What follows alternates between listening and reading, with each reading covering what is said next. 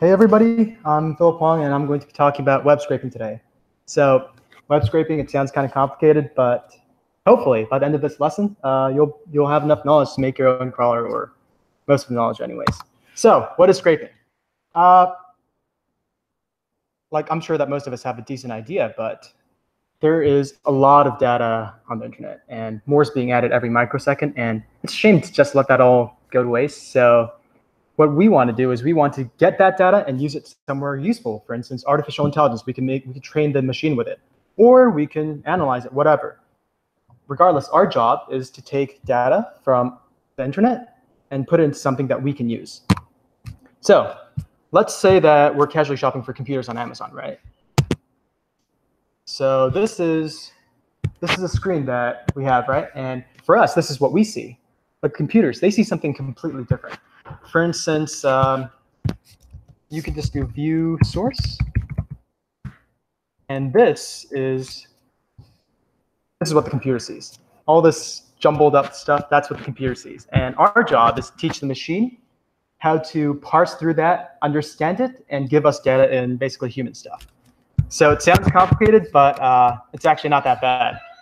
Because most sites have most browsers, have something called inspect element, which means that it's like a translator between view source, what computer sees, and what we see. So for instance, if we just do inspect, there it is. That's basically what the computer is seeing right now. And we can use this to interpret it, and in turn write our own interpreter so that, we can get the computer to do what we want. Now, how do we start? We're going to be using Python. And I'm using Python because it has a lot of libraries. So for those of us at home, libraries are basically things that people programmed already, so you don't have to do the work. And people have already done it, and we're going to be taking a closer look at two libraries, Beautiful Soup and Selenium. And let's take a look at Beautiful Soup first. So Beautiful Soup, I did not come up with that name. It's actually called Beautiful Soup, and it's professional, believe it or not. So the thing about Beautiful Soup is it parses through HTML, and it tries to see all that complicated source code, and it tries to enable us to make sense of it. So before that, we're going to have to go through a very, very, very quick course in HTML. I know you're not here to learn HTML, so I'll make this very, very painless. Sorry, 3 minutes tops. So first things first, we're going to learn about tags. Tags, they're basically the purple stuff. It comes after the less than sign, and it's important that you know that this is a tag. Next, attributes. That's the brown stuff. There's types, IDs, values, names, autocomplete, whatever. And you don't need to know them. I just learned of half of them when I was doing research for this. All you need to know is that there are something called attributes, and the values are what's to the other side of the equal sign. So you see that blue stuff, those are the values. And next, content. So content are the bits of text that are in black. And this is eventually what you want, because if we go back here, let's see.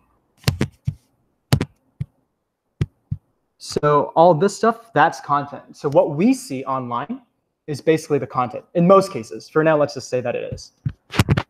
All right, so let's look at the Beautiful Soup documentation. So we're going to have to take a look at the methods here. Like, there's a lot of stuff, but let's look at content. No, I'm kidding. There's too much for us to do in 45 minutes. So I'm just going to show you only 4 useful methods. I put them in quotes because it's not technically true, but it's going to be true for our purposes because we only have 45 minutes. So Beautiful Soup with parentheses. And these two, the content here, that's basically the URL of the thing you're putting in. It initializes everything. Just think of it as a on button. You don't have to know any more than that. There's a find all with a parameter there. So it finds a specified tag. Remember how tags are this? So if you do find all and put option there, it's going to find everything with these options inside. If we do get, and that just finds the value of the tag. For instance, yeah, that stuff. We find the value. Get text finds the content. All right, we know that. And now let's do an example. Let's say that we want to scrape the information from NASDAQ, the second largest stock exchange in the entire world. And here's the mission. Like the plot of the movie Margin Call, we have suspicions that the housing market is going to crash. We want to make sure before reporting this to our supervisor. We want all the initial public offerings and their details that are listed on the NASDAQ website from now to the beginning of time for analyzation. Everything must be put neatly into an Excel spreadsheet for easy analytics, since our boss, hey Roger, is a neat freak who likes tidiness, and we have to do this all in 1 hour. This was actually an interview question that I had to do for a TA position. And what you're about to see is, excuse me? Well, that was what my boss wanted, the other one. You're my boss too. So we're going to look at the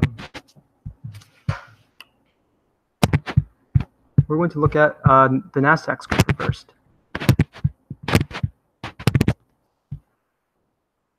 Okay. So let's see. Got to get all this. I'm just using Python 3.5 for convenience. So I'm just going to briefly go over the code, show you what everything does. It's very intuitive, so it shouldn't take too long. Excuse me? Oh, sure. How do I increase the font size?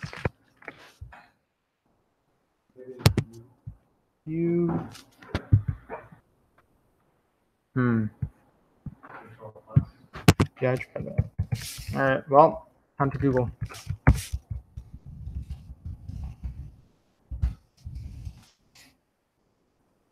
All right, Control-Alt-S. No?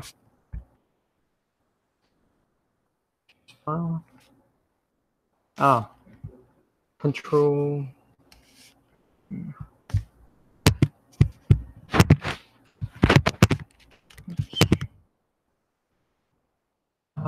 Let's see. So it told us to go to that and make sure that change font size, editor general.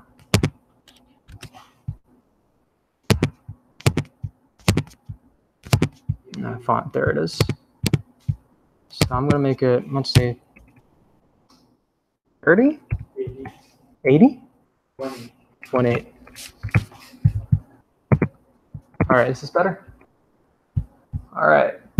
So maybe it'd be better if I turn off the lights.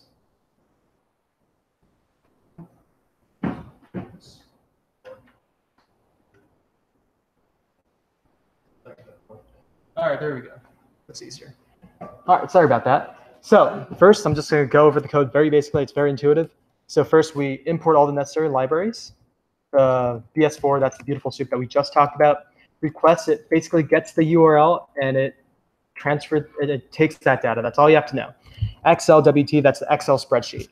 So first, we're going to make the Excel spreadsheet. And this is just semantic stuff. But first, we initialize the Excel file, make a new book, and then we write the respective columns that we want. And that's all we've done so far. Oh, here, beforehand, let me show you what we want. All right, so this is a site that we're trying to scrape. And you see how there's a URL here, 2018-02. So you can actually mess with the URL to get into different places, and that's how our crawler would go different places. So if we do 2018-01, we get everything in January. Let's do 2017-01. And we get everything in 2017 January.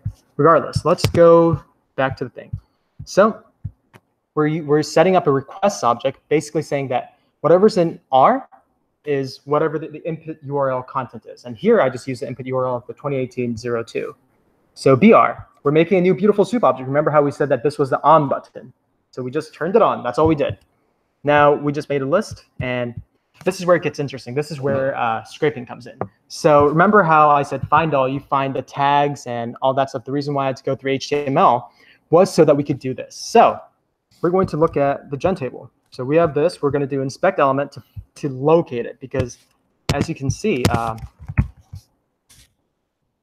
right right now, the computer, all the computer sees is this. The computer only sees this, like all this scrambled jumble stuff. That's all the computer sees. We have to make sense for the computer, and that's what we want to do. So first, we're going to try to locate this thing first, right? This graph, it looks very easy for us to find it, but the computer can't find it so easily. So I'm going to click one of the links, and here we have everything that we want, right?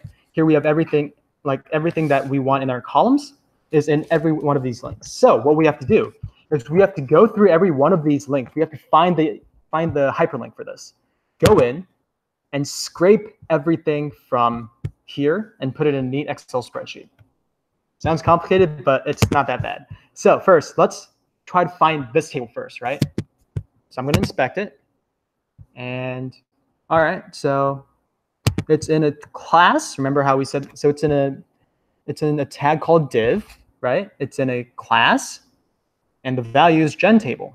Okay, so let's go back to our code. What do we do here? Well, we're just going to find everything in div class gentable. So what we did was we narrowed everything down. We triangulated it down to this part, gentable. So we're saying whatever we want. You see that highlighted part? We're saying that all the data that we want is in here. So we just have to look in here, and that's all we want. So now it's way easier now, because all we have to do is look at this part. You see how little code there is compared to that huge mess we had? So that's all we did with one line of code. Now let's keep going. So we want everything, the TR tag. I personally don't know what TR is. I don't know HTML that well, but it's good enough because TR is that part. So we're saying that, you see how there's one TR there, and there's another TR there, another one there. Oh, look, they're all the hyperlinks that we want. They're all in the TR stuff. Okay, that's really cool. So let's go one step further. Now we want this link, right? So we look at, oh, that's in TD, okay? And the href, so if we use .get, because that gets the value of whatever's in there, we get this stuff. Okay, so if we click that, we get this stuff. So let's just try to locate that link first. So we go here, and we go for TR, TD, and then we find A, because here it's A href, right? It's in the tag A, and we're finding everything called href.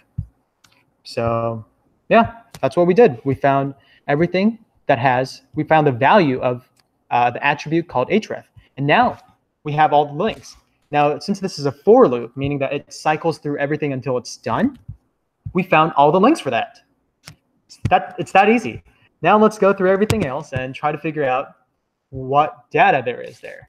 So we only want, oh, here, before, I should probably explain this break thing. I know break is a bad program, but I only had an hour to do this, so yeah, don't sue me. But here, this is actually a gentable 2, and this is also gentable 2. We only want the first one. So you just do that, and after we got that, we can get out of the loop. We don't need it anymore. And in my experience, and that's very limited because I just taught myself how to scrape, it's about functionality, not how pretty the code is. So yeah, now we're gonna iterate through all the links. Here we added everything. We added all the links to the temp link thing, the list that we added it to the link list. That's the list we initiated earlier. Now we're going to go through everything that we added, and now we're going to try to find all the data that we want. So we do it again. We turn it on, and now we have a new link. So we go to that link, we turn it on, and we want to make sure we get the information we need. So we set counter to 0. And now we're going to go through it again. And this time it's really simple. You could just follow along too. So first, let's try to find what this table is. We inspect it. Oh, well, let's see. It's gentable. Oh, there we go. So we can just narrow it down to here by just doing gentable. Next, we want to narrow it down to the table body, right? We narrow it down to table body, and each one of these TRs is what we want, right?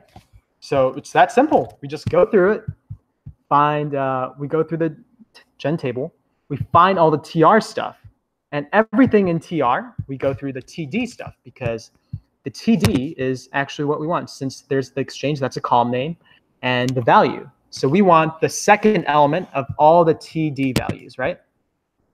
We want the second element of all the TD values. The pattern goes on and on. So that's the thing about web scraping. It sounds like you have to sounds like you have to actually go through and do it for every single site, but these sites are usually not created by a human every single time. The human usually just programs how to make the site, and the computer just autofills it, meaning that there's a pattern. And if there's a pattern, our scrapers can learn how to do it too. So we find it, and then we add the counter. And if the counter is divisible by 2, meaning that if it's the second one, right, then we just write that value into the Excel sheet, and we print it out. Well, you're not supposed to print it out, but I just print it out because it's easier for debugging. And the thing about scraping is there's going to be a lot of debugging happening. But yeah, and then we increment it and we go to the next row. And then we save the book. And then this entire thing was a method. For those of you who don't know, Python is a script language, meaning that it just goes from top to bottom, unless it's like a method thing, in which case it just acknowledges that there is a method. So this is the first executable line besides for the import statements. So it just executes this, and that's all the code is. So let's try this. So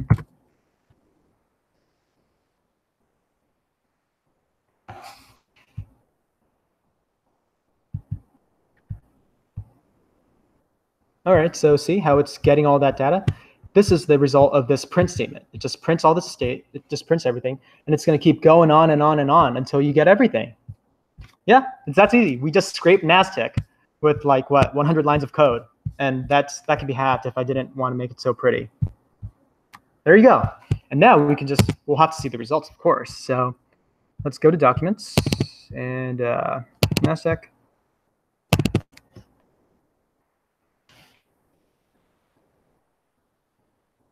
Yeah, that's what it's filling out. It does that automatically. You're done. So now it seems like we did a lot of scraping, but there's actually another aspect. Remember how we talked about Selenium? We have to talk about Selenium now. Now, Selenium, well, you're wondering why do I need Selenium when Beautiful Soup works so well? Well, here's the thing. Last summer, I was programming with Korea's version of Amazon, and they wanted me to scrape America's Amazon. So when I did that, I kept on scraping. I did this planner. It worked well. Like you saw the code, it's simple code, but it wouldn't work for some reason. I kept looking at it. I just had to print out a lot of statements. And what I found was that Amazon doesn't like it when you scrape. So they give you something called cookies. And if the proper cookies aren't right, they just deny you access from the site completely. And Facebook, Instagram, Google, Pinterest, whatever. Let's look at Google, for instance, right? Let's search JavaScript. If we do that, you see how this little thing here, it keeps on shrinking in size? That's because every time you give the command go down and it hits rock bottom, that's when it loads more, meaning that you can't really do anything. And the definition of JavaScript is it's interactive. What we did with Beautiful Soup, it's not interactive. It basically got all the data, and we're analyzing it. If we want to interact with the site, that's a problem now. So yeah, that's why we need Selenium. Selenium is interactive. It's basically a browser, like a browser that you can see. And as you will see later, it's actually pretty cool because you get to see it do all your work in the browser. And like for advanced users, yes, you could technically use PyQt4, but I like Selenium better because you don't have to deal with cookies since it's literally a browser. So let's go through XPath very, very quickly. This is also going to be a very, very quick crash course. It's not very important that you know it. So yeah, you don't really need to know. You just need to know that it exists and you can use it. So let's look at this hierarchy, right? It's a bookstore. There's a book and the title. Okay, so this is all very intuitive. Let's think of it as a list, right? So bookstore book 1, that selects the first book element that is a child of the bookstore element. Okay, well XPath is basically XML path. I personally don't know XML, so what I would do is I would just like usually refer back to this exact same graph whenever I wanted to use XPath. But we can actually do it better. We could just have Google find it for us. So for instance, we could do inspect.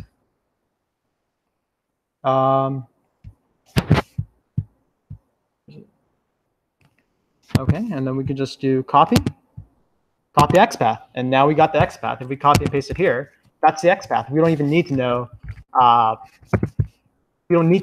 this stuff, usually. Sometimes you do, because sometimes the website changes every now and then.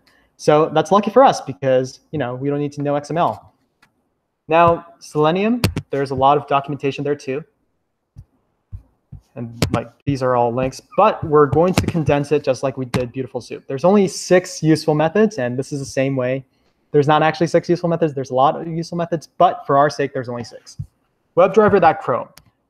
You can actually substitute this with Firefox, headless.js, which means that it's basically a browserless browser. It's an on button. You use that, and it turns on.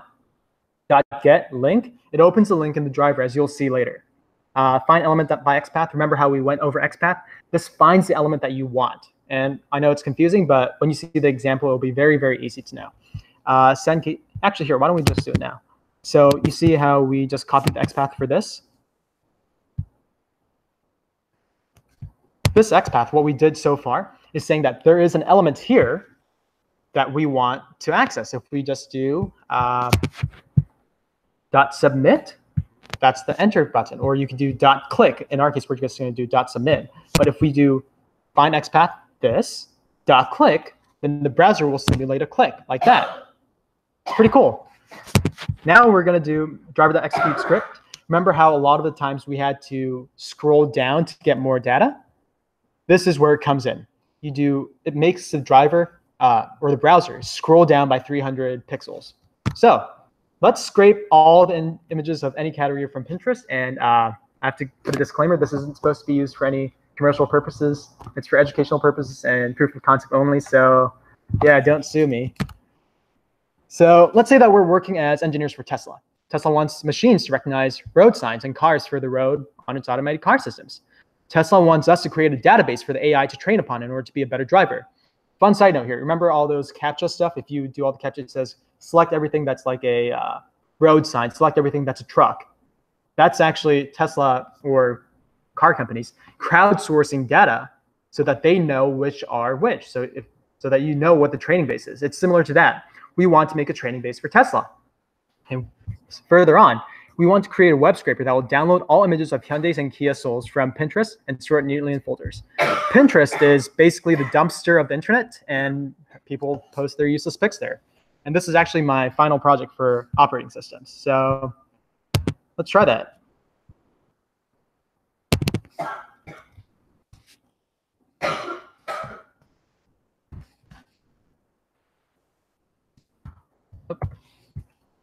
And yet, all right, so Pinterest scraper.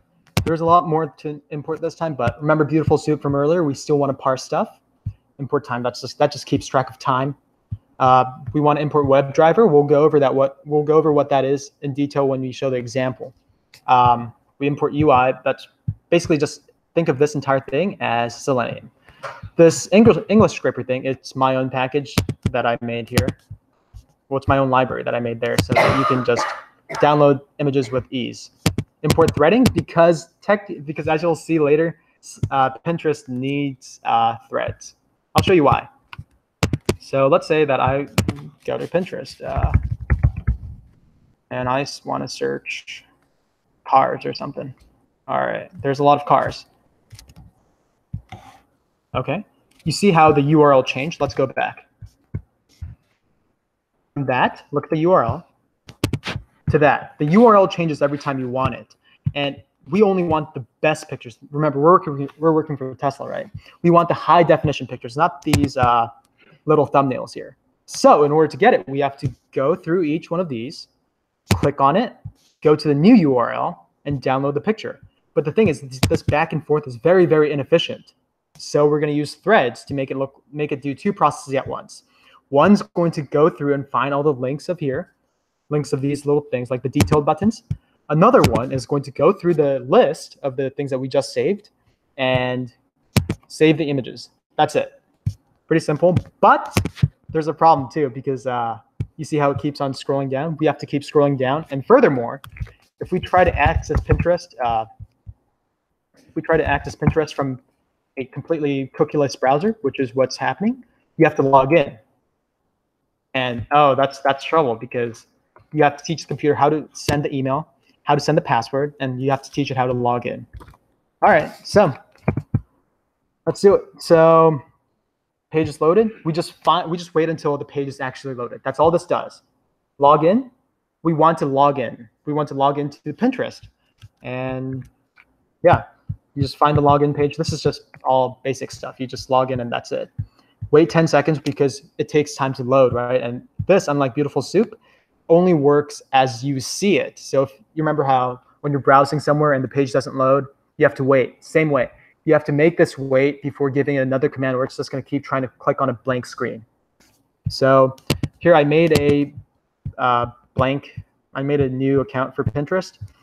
That's my email, and that's the password that I arbitrarily made. So we're locating the email. We're locating the email place. So let's do that. Let's go back again. So you see here how there's an email place. Well, you can just find this by doing XPath. Find where the email is, and then we're going to send keys. We're going to send my email and my password and make it type it up. It's actually pretty cool.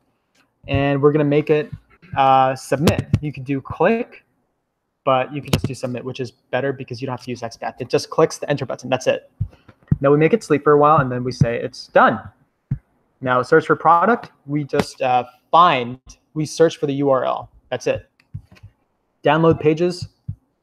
So this is where it gets interesting, right? Because we want to know what the links are.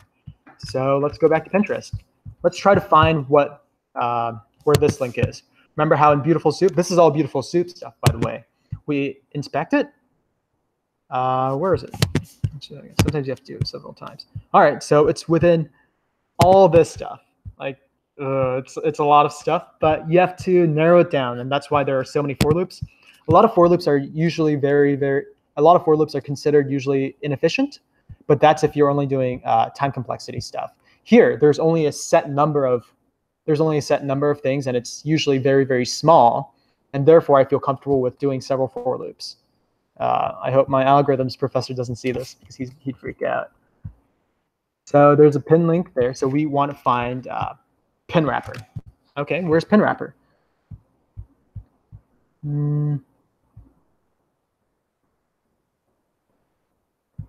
Yeah, there it is, pin wrapper. So we're finding all the pin wrappers, right? Here, there's another pin wrapper there. We just narrowed it down to this pin wrapper. That's all we did. Now we're going to try to look for the URL. Okay, well, in this pin wrapper, oh, we're lucky. See how there's just a href? Href is the URL, and we found the URL just by 2 for loops. We narrow it down to all the pin wrappers, and then we go to the URLs. All right, that's it. And then we put it in, and then we have to go through one more check, because the thing about Pinterest is sometimes they give you bad links, and these bad links are, I mean, it happens, I guess, but it kind of messes up the program. It makes it crash. I tried using try catch, but it's simpler if I do it this way, if I just take out the bad links this way. What I noticed was that the bad links, they have a length of less than 60. So if the length is less than 60, then just, sorry, the bad links have a length of greater than 60. So if the lengths are less than 60, then we use it. If not, we just go on. And then we sleep for 15 seconds, and then we scroll down because we want to keep scrolling down. And then we're done. All right, now we're going to go through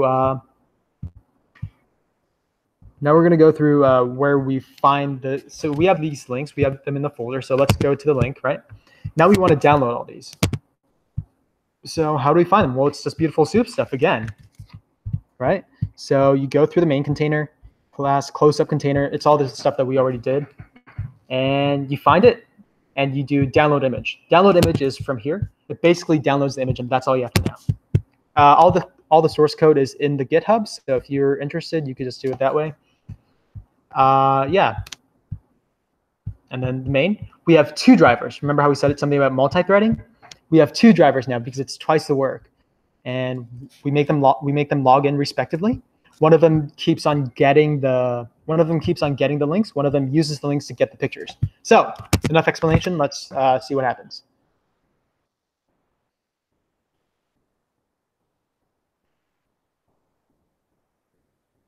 So you see how it automatically does this? I'm going to shove it in another window so you can see it better. Okay, so I'm not touching it. I'm not touching anything now. It automatically goes to Pinterest. It signs in automatically, like it's gonna sign in again here too. It signs in automatically, and now we're in. unless this doesn't want to load. Sometimes there's bad internet.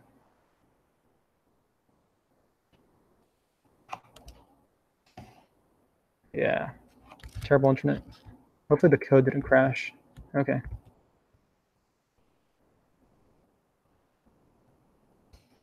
Yeah, actually, I think the code crashed because the bad internet happens. I'm sorry.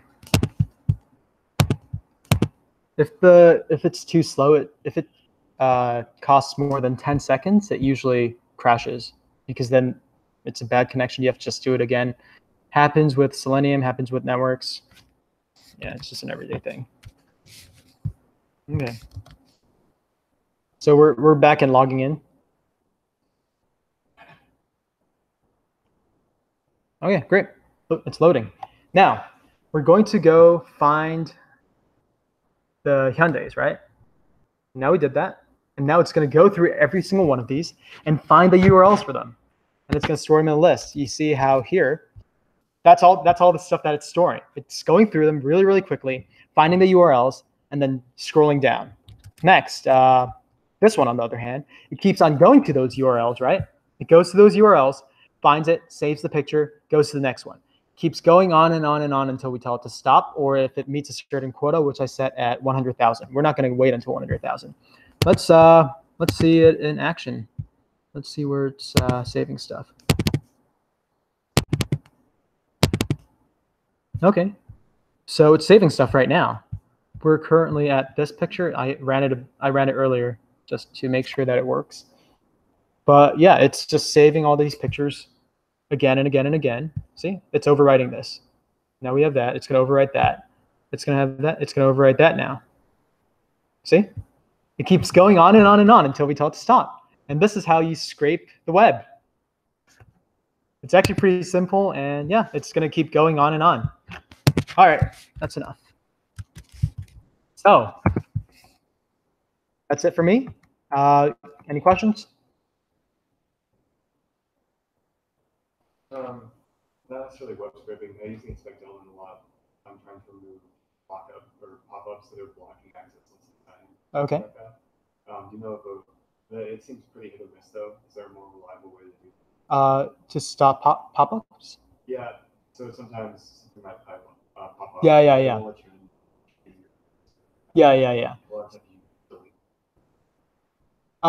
You can delete them. So that's a completely different area of HTML. You have to, okay, so the question was, what if there's a pop-up? How do you deal with that? And can you just like use inspect element to delete that and make it go away? And I've actually had some experience with that, and it didn't work out there as well, because sometimes the website changes every once in a while. And if you hope for it to just go away, it usually doesn't work. So the best way I thought was to either deal with it by giving it what it wants, or clicking somewhere else, making it click into an arbitrary place that I know is not the pop-up, and usually that makes it go away. Or I could locate the X button by XPath and then get rid of it. Or what you could do is, sometimes the pop-ups don't follow you around, right? If you input one, let's say that a pop-up came up in one site, you change the URL to something else. Now the cookies make it show that you're in fact logged in. And if you're lucky, and this happens about 60% of the time, the pop-ups won't follow you around. If they do, you have to deal with it in some way or another. But yeah, I tried using inspect element to get rid of it, but it doesn't work out too well, because that's like messing with the view source. If you get rid of something vital, then that's basically it. So it's a lot of work, and I think it's more efficient to do it otherwise. Okay. How do you deal with CAPTCHA? CAPTCHA? Yeah. Okay, so there are so the first thing I try to do is I try to not make enough requests per second to trigger the CAPTCHA. I have several times, and this is like my 4th account that I use Pinterest on, because they keep on blocking me, with good reason too. But what you could do is there's something called CAPTCHA farms, where basically people in countries that pay less solve these CAPTCHAs for you, and then they just give you back the code. So there's a way to solve it with humans, or there's a way to use computer vision to get rid of it. But it's I think it's 1,000 CAPTCHAs solved for $1 or something. So it's really efficient just to have people do it. because it takes a very, very short amount of time for them to solve the CAPTCHA and send it back. And it's a good business for everybody. So yeah, you could do it that way, or you can try to deal with it computer-wise, or you could just not trigger it at all, which is what so you see all these time.sleep things.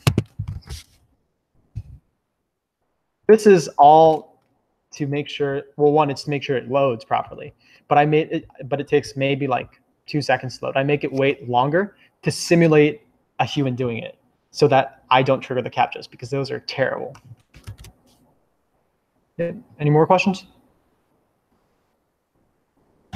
All right, yeah, that's it for me. I'm actually a TA for the class that's teaching financial applications and big data. That's basically what you saw today.